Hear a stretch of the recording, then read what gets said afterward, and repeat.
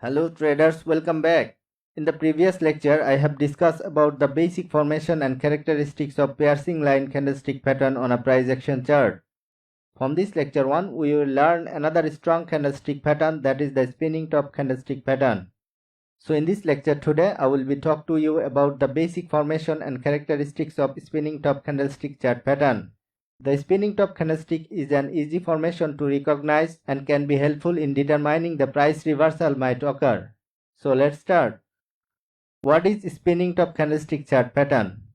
The spinning top candlestick chart pattern is a formation that occurs when buyers and sellers balance each other. That means similar opening and closing price level. Because of this relatively small change in the market direction, this candlestick is known as a continuation pattern.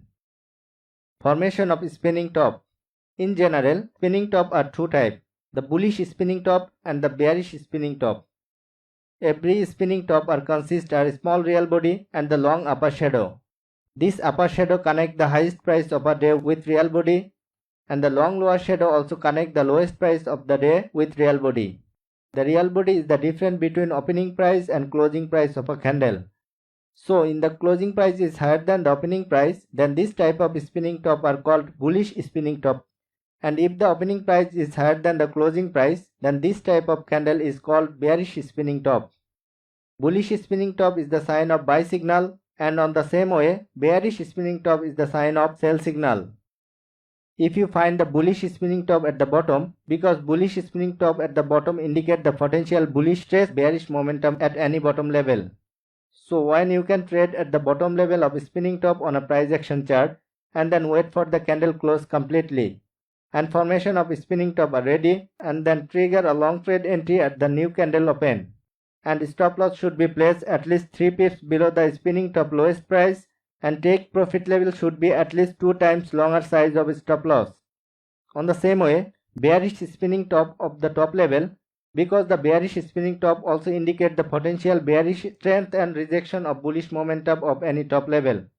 So when you can trade at the bearish spinning top, then wait for the candle close completely and bearish spinning top pattern are formed. Then trigger a short trade entry at the new candle open. So let's see the real chart example. As you can see that this is Euro USD 4-hour chart. Market is an uptrend on a price action chart, and bullish spinning top is formed at the bottom level. When the candle close and wait for the new candle, and as you can see the new candle creating a bullish momentum, then you can place a long trade entry.